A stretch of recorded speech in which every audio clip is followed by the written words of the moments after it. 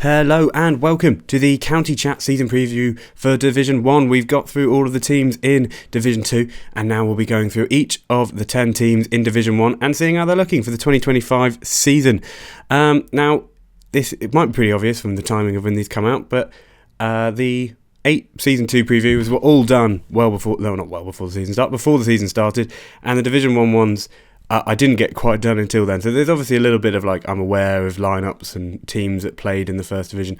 I try to keep it as kind of preview as I could, as much as it was me looking more back on 2024 than 2025. But I thought it should just be clear at the start of these, because otherwise it might be pretty obvious if I've, talking about someone in the past tense about how they did in their first round of fixtures. Mostly because I was just shocked about how early the season started. April the 3rd took me off guard. Maybe it always does, and maybe it is always the case for the cricket season that I just don't realise how early it starts. Anyway, as I said, try to not get too swayed by sort of early season form or lineups or stuff like that. But it's hard not to when it's kind of going on as you're writing for these. But anyway, carrying on, it will be Yorkshire. The first division Division 1 preview is the second place finish in Division 2 last year.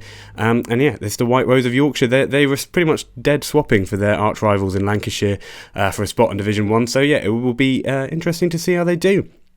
And despite a successful 2024, Yorkshire have an entirely new leadership group in red ball cricket, in general, really. Otis Gibson left the role of head coach and will be replaced by Anthony McGrath, a sort of former Yorkshire sort of legend, played his whole playing career there.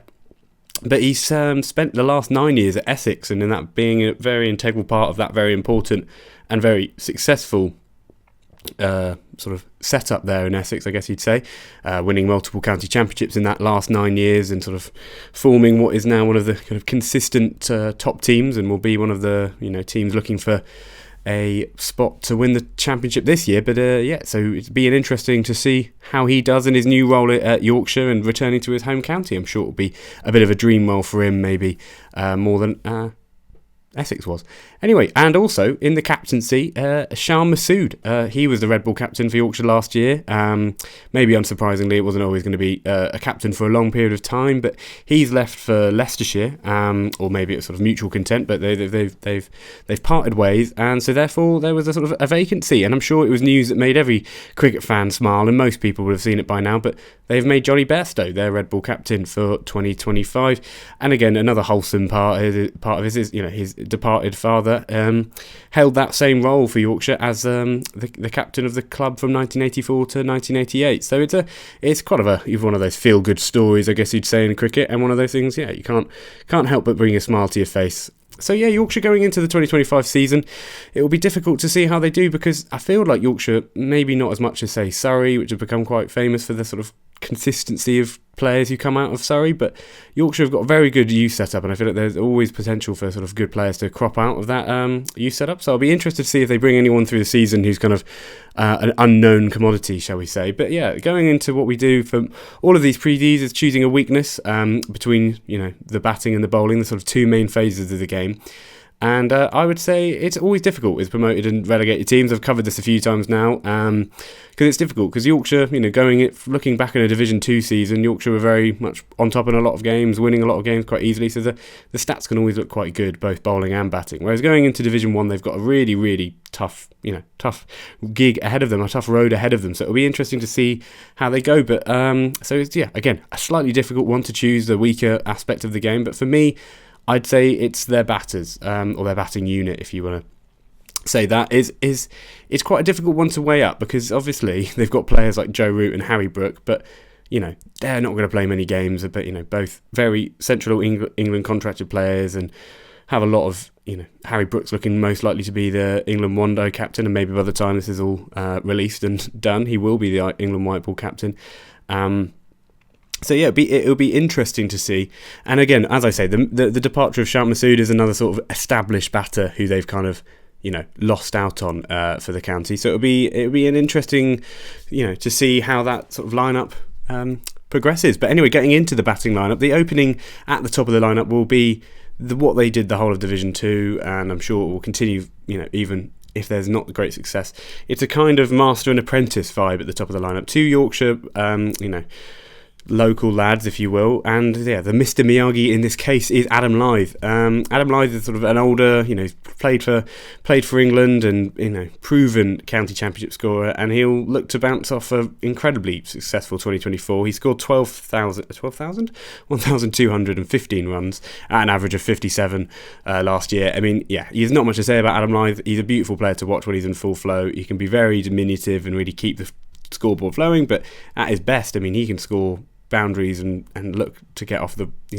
Yorkshire to get off a really, really good start with stroke play, because he's just a very good cricketer, and I still think he's good enough that he's not going to age badly, I don't think, into this 2025 season, and Yorkshire will hope not. And yeah, his sort of Karate Kid, in the extended metaphor of the Master and the Apprentice, is Finley Bean. Finley Bean is another left-hander, similarly, and very similarly talented. I mean, Finley Bean's a little taller, maybe a bit more of a boundary hitter in general. But yeah, he's one of those players, wherever you see him in full flow, you really think he's the sky's the limit kind of thing. But he did have a sort of a weaker 2024 than he has sort of compared to his career averages. He's scored 746 runs at 33, with his career averages sitting in the high 30s. It is a bit of a dip, but I'm sure it's just one of those sort of there's deviations when it comes to statistics over a while, and he'll hope that even with a higher standard of bowling, he'll be able to stand up to the mark in 2025. So yeah, that'll be their opening partnership, and I think it will be it's one of those where you just hope that I think it's definite Adam Lyth is good enough. It's just a hope that if Finley Bean can really rise to that occasion in Division 1. And at 3 will likely be James Wharton. James Wharton didn't play much of the season to begin with, but had an incredibly strong second half of the season, which kind of established himself as a batter within Yorkshire's lineup. It was sort of a career-defining knock at Northants. He scored 285. And yeah, he finished his finished his career sort of average, not career average, his 2024 average at 64, because he didn't play many games and he scored a hell of a lot of runs in that time. So yeah, it'd be an interesting one to see. Another very talented youngster who'll just be looking to prove himself at that level of Division 1 in 2025. So it'll be interesting to see. Following these talented youngsters, it would be a pair who combined to great effect at the Wacker in 2017, which is quite a weird thought that Yorkshire's lineup is so internationally acclaimed. But yeah, Dawid Malan will be returning to red ball cricket and probably be slotting in around that 4th spot in red ball cricket in 2025. He is a proven run scorer, Dawid Malan. I think it's kind of underestimated how many runs he's kind of maybe scored just in general, but I tottled up all his professional runs, effectively T20, one day and first class, and put it all into one, and it's just shy of 30,000 runs, which I mean is a very high figure. I mean, needless to say, but it's hard without context how many runs that is. But he's well above 10,000 first class runs, near 10,000 list A runs, and nearly 10,000 T20 runs. So it's one of those. He's just consistent across all formats, and I think he's got the talent level to really. I mean, he's an international level performer as of 2 years ago. He was England's, he was top of the T20 rankings, and I think he's always had the talent and the technique to play in red ball cricket. It's just sort of the opportunity / the need to, really, because you got to make money when that whilst your career is short, sort of thing, as Kevin Peterson always said. Following him, as was the case in that Ashes series 8 years ago, will be the new captain, Johnny Bairstow, the newly appointed captain, who again has bucket loads of skill. I mean, you don't need to talk much about Johnny Bairstow. I think most people who follow English cricket will know about Johnny Bairstow. He's a brilliantly aggressive and dominating batter. I mean, he was kind of the poster boy of the early stage of the Bazball. He's fallen out of international selection now, and that's why he's the captain for Yorkshire in 2025. But he will be looking, he's very defiant in the fact that he's not sort of called it time. He's not taking this Yorkshire captaincy role with the idea that he knows he's just going to be there the whole time. He wants to get back into this English side, and probably that will focus his efforts for this domestic cricket season, and he'll also be taking the gloves, because I think he sees that as the sort of path back into the team a little bit, with maybe Harry Brook is so established as that number 5 batter that he's kind of looking to get back in front of Jamie Smith, really, I guess, for England. So he hopefully, Yorkshire and himself would have hoped that will sort of be focusing his efforts. This will mean his namesake in Jonathan Tattersall will struggle to make his way into the side, because he's a wicketkeeper batter. I mean, he is a career average, Tattersall, and he's a 28-year-old who's played quite a lot of cricket. He's got a career average as a wicketkeeper batter of 38, which is incredibly high for any standard of red ball cricket. So it will be interesting to see how Anthony McGrath kind of works with that dynamic, I guess you'd say, because, that kind of level of wicketkeeper batting is really, really impressive, and Tessel's a good keeper himself, so it'll be interesting to see if they ever look to go, you know what, Johnny, if you could just be a specialist batter, maybe bat higher up, who knows, but he'll still be looking to bat 5. So anyway, it'll be interesting to see what Anthony McGrath does with someone as talented as Jonathan Tattersall, or whether or not it will mean he kind of needs to move on for the club. But he is a Yorkshire lad, so I'm sure he'll want to stay and be a big part of this team in 2025. And yeah, it's sort of a name that I maybe wouldn't have previewed and wouldn't have known Yorkshire had in such high regard as William Luxton. He is in that opening roster spot. Opening roster is very American. Opening 11 for against Hampshire, batting lower down the order, so it's kind of proof how much they rate him, because as I mentioned, this Jonathan Tattersall is a very, very talented batter, let alone wicketkeeper batter. But he'll look to sort of, again, another young batter. He'll just be looking to prove himself. He's not got as good of a record probably retrospectively as Finlay Bean and James Wharton, William Luxton, but he's got good talent from when I've seen him bat. So he'll look to really sort of solidify himself in that team. All-rounder George Hill is, I think he's a really important part to Yorkshire's Division 1 campaign, if you will. He had an incredibly good season last year. He's a special talent. I mean, him and George Balderson, I've always thought is quite an interesting combination of Yorkshire, Lancashire all-rounders who are very similar talent levels. I think George Hill, if I was going to pick one, it'd probably be George Hill. His batting is a really high level. He averaged 38 with the bat last year, whilst also being one of their lead bowlers in overs and wickets and all of that sort of stuff. So he will be incredibly important, George Hill. He's a youngster as well. I don't know his age off the top of my head, but he can't be much older than 22, 23, 24, so that kind of young 20s age, and he's just an incredibly talented cricketer who'll be looking to sort of solidify himself. And again, with all of these players in Division 1, you start looking a bit more towards England, and whether or not you can kind of start muscling your way into that kind of side. Another really impressive all-rounder who I've always really rated is Matthew Revis. He'll look for as many opportunities as he can, because I think he'll struggle. Obviously, you've got George Hill, as I mentioned, but Revis is a bit more of a bowling all-rounder. But they've got quite a strong bowling setup, I would say, as well as one of their overseas signings for the season is a really premier bowling all-rounder in Will Sutherland, the Victorian skipper. He'll be around from May to July, so it'll be interesting to see if Revis might need a loan move away, or whether or not it will lead to a permanent move away from the Yorkshire side, because it's kind of one of those where you've got a really talented cricketer, but just where do they fit? And I guess it's similar to with Jonathan Tattersall, really. You can't square pegs and round holes often doesn't work. Anyway, moving on to the bowling lineup, I feel like it is a real strength for Yorkshire. They did lose one of their opening bowlers, and maybe one of their key bowlers, you would say. Matthew Fisher went to champions Surrey. Surrey really saw some talent in him and have taken him away to the county. But I still think, despite his loss, they've got a real strength still in their bowling, because they've mitigated for that departure in a similar signing in Jack White. They're quite similar. They're both opening bowlers, both skillful. Matthew Fisher's probably a bit more got that international upside, bowls a bit quicker, but Jack White is an incredibly proven and consistent performer in red ball cricket, and is very talented and skillful. If you watch him bowl, he's got a lot of skills and a lot of ability to take wickets in a red ball season. He's sort of a bit of a different, Fisher was a bit of this young starlet. Ope debuted when he was 17 and all of this sort of thing.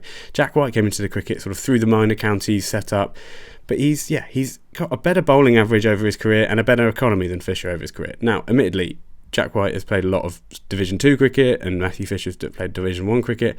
I'm not claiming it is as simple as Jack White's got a better bowling average, therefore he's a better bowler sort of thing. But I'm just saying that, Jack White is quite consistently available. Matthew Fisher often has got a bit of an injury-prone thing to him. So I just think it's one of those where the headline news would be worrisome for Yorkshire fans, maybe, the losing of that Matthew Fisher. But I think, honestly, they might have got a really good and probably cheaper alternative. I'm not going to pretend I know the finances, but I would suggest a cheaper alternative in Jack White. But this is going to be who's kind of going alongside Ben Code. Ben Code had one of probably the best county championship seasons for a little while. It was in Division 2, but he had an absurd season for statistics. It was he took 56 wickets at an average of 15.8, limiting batters also to an economy rate of 2.64 and over. What perhaps is more insane is that this is not really that far off his career averages, Ben Code. He's taken 300 wickets at a bowling average of 19. I mean, yeah, if you know your cricket stats, that's stunning. I mean, if for every 19 runs you concede, you take a wicket in red ball cricket, you're absolutely laughing. I mean, in any format of cricket, really. So yeah, he will be probably one of the best bowlers in Division 1, regardless of county, regardless of team, and he's integral to this bowling lineup. I think if he gets injured and if stuff kind of goes against Yorkshire, you could really be struggling. But Ben Code is one of those consistently available players as well, much like Jack White. They don't bowl too fast, they kind of bowl within themselves. In my opinion, and I think in red ball cricket, along a long season, bowlers who do that tend to be more consistently successful, seam bowlers especially, because you're not putting as much strain on the body and you're not as likely to get injured as maybe your tearaway quicks are. And I mean, that can be shown in international format with your bowlers like James Anderson and Stuart Broad, who kept very consistent over a long while because they kind of didn't try and bowl at out and out pace, maybe beyond a certain age. So yeah, it was an interesting, interesting kind of conundrum there for any young fast bowler, and it's a thing which is seen along a lot of sports similar to cricket and like cricket itself. Anyway, Jordan Thompson will be looking to also feature. He took a strong 30 wickets last year. He's a very competitive cricketer. Really, always can tell when he's bowling. He gets right into it. He's very skiddy and very very impressive. But he didn't have a brilliant year average wise and economy wise last year in Division 2. So it will be interesting to see in Division 1 if he'll really be able to cut the mustard. He's slightly getting north of 30 now, and whether or not he'll be able to get many opportunities in the Yorkshire side will be, we will see, I guess. And yeah, previously mentioned all-rounder Hill will be incredibly important. He took 27 wickets at an average of 23 with an economy under 3. A lot of numbers there, but it's simply put, he took quite a lot of wickets without conceding many runs and bowled a lot of overs. It's kind of a simple format of a good bowler, really, if you look at all those numbers and they're looking like that. And yeah, I think he'll continue, George Hill. I think he's a really impressive young bowler. I think he's an incredibly impressive all-rounder, very good batting talent. So George Hill, really a one to watch maybe just for Division 1 in general. And as I've written here, he's good enough to be a seam bowler in any lineup and good enough to be a top 6 batter in any lineup, which I guess is kind of the definition of a great all-rounder.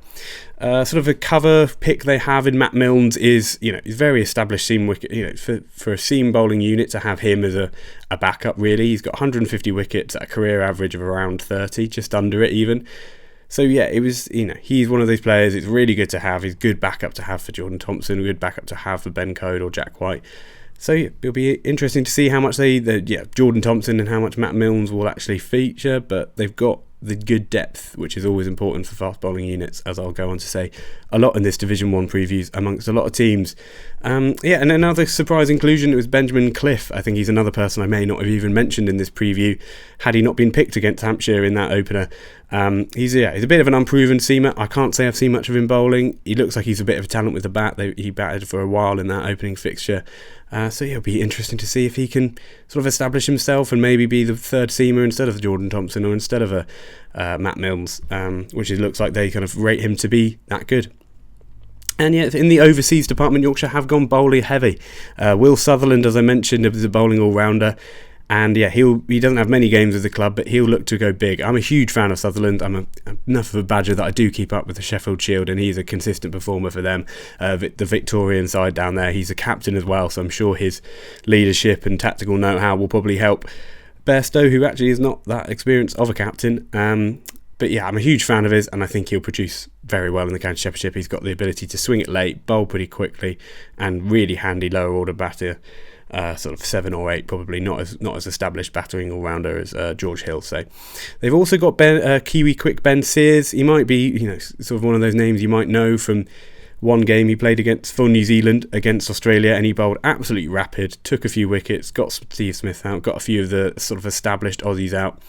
So yeah, he's looking available. He's going to be available from the second county championship game, so he didn't play in that first one, but he's just taken a fifer against Pakistan in ODI cricket for New Zealand, so he looks like he's in good form before the season. And he's a rarely seen thing really in county championship cricket. He is express pace. I mean, he is really, really well into the 90s he can bowl up to. I mean, again, whether or not in red ball cricket he'll probably be pushing it that hard, but he has got the talent to bowl that fast. And yeah, so it'll just be interesting to see how he goes, really, I guess. The only time I've seen him bowl was in that test against Australia, as I meant, and his express pace, he's very tall as well, so it's kind of the consistent, if you've got pace and bounce as a fast bowler, you're always going to be struggling to face him, really, basically simple as that. And it's also, it's incredibly different to your sort of, the usual suspect of a fast medium English bowler, because, let's be honest, England produce exceptionally good and consistently exceptionally good fast medium bowlers, but we don't produce, compared to other countries, proper quick bowlers. So in our county championship game there is always a bit of a dearth of that, so it will be interesting to see how Ben Sears kind of can sort of roar into the team and maybe take a lot of wickets, because he's just bringing something which is a bit different, which is just raw pace. In the spin bowling team or the spin bowling unit, again to use that word, will be led by Dom Bess. Dom Bess is sort of jumped into the England setup quite early and quite young. I think anyone who knows and much about cricket in England will know Dom Bess is just an excellent cricketer. He's a very good bowler, very consistent bowler. He's very economical, has a career economy of under 3 in first class cricket, which for an off spinner is impressive, because you usually get a bit of tap at the end of innings and stuff like that. But yeah, I've written here, it's importantly for Bairstow's captaincy, he's got that consistency. He can keep an end tight on maybe a flatter wicket in the middle of summer. Yeah, he will look to improve his wicket taking element, because his averages have never been really much below 30, well in 32, 33 kind of range. So he'll look to sort of take more wickets than he has in previous seasons. And yeah, I'm sure he will. He's also an excellent cricketer. Dom Bess is a very talented batter. He's got a first class 100 under his belt, and he'll be able to help in that lower order batting department. Dan Moriarty played a bit more last season because of Bess being unfit for a bit of the season, and had a pretty tough season. He took 12 wickets at 64, an average of 64. I can't imagine he'll play a lot, sort of for the reason I mentioned. Like, I think Dom Bess has got, he's not got an injury problem. He's just, not an injured player very often. So I think he'll be more available. And the seam bowling unit is so strong, I just can't see where they'd be bowling or using sort of a frontline spinner, 2 frontline spinners really. And that doesn't really seem necessary, I would say. Overall, I feel Yorkshire will be in a relegation scrap. I think, I think it just comes down to that batting lineup. It's just very inexperienced. Other than, there's a few dotted around very experienced performers in Lyth, Bairstow and Milan. But again, you'd have to say they're all players who are on the sort of end of their ageing curve, especially Milan and Lyth, sort of going nearer to 40. As well as that, they've got, and so therefore they'll be really relying on these 3 batters in their lineup. As well as that, they've got 3 incredibly young batters. They've got Finlay Bean, James Wharton and William Luxton and George Hill. He will, basically need to prove themselves at this level. They've all, proven themselves to do it at a certain level in Division 2, but it's just a bit different. Division 1.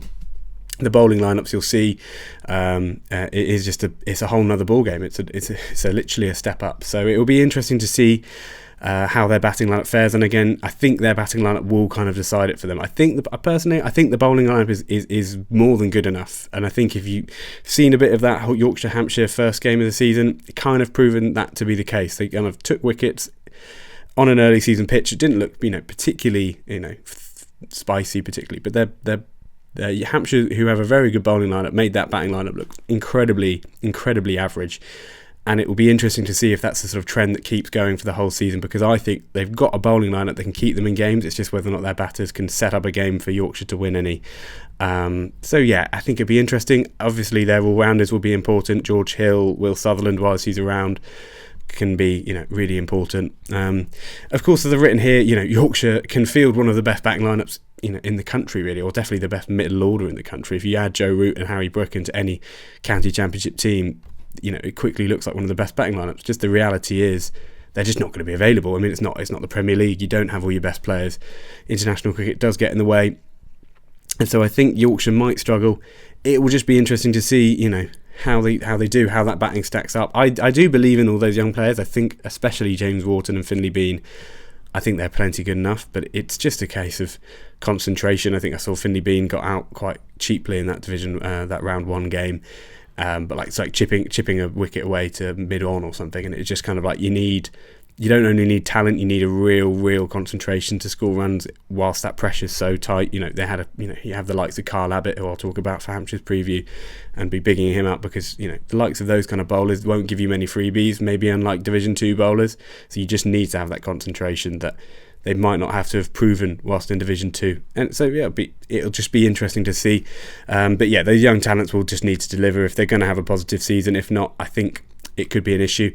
I guess it's not really a predicted lineup because it's after the season started, as I say, but I guess it's a predicted lineup to sort of for how the year might go. So I've got it, Lyth and Bean at the top, as I say, Wharton, Milan, Bairstow in that middle order, George Hill at 6. I've got William Luxton in at 7. I have a feeling, especially if Bairstow may be struggling with the keeping and the captaining and the batting at 5, that Tattersall could come in for Luxton, wicket keep, and Bairstow could just be a specialist batter and captain, which I think is a lot on anyone's plate anyway. So I think it'll be interesting to see if that might work out for him at some point. So say Luxton or Tattersall at 7. Dom Bess at 8, Ben Sears, the Kiwi quick, I think will come in at around 9, and then Jack White and Ben Code, those two opening bowlers, as I mentioned. So yeah, that's the Yorkshire preview. I hope you enjoyed, and make sure to click on the previews for Division 2 that we've already got out, and I'll be releasing the Sussex one very soon alongside this Yorkshire one. So I hope you enjoyed, and don't forget to subscribe to the County Chat channel. Thank you for watching.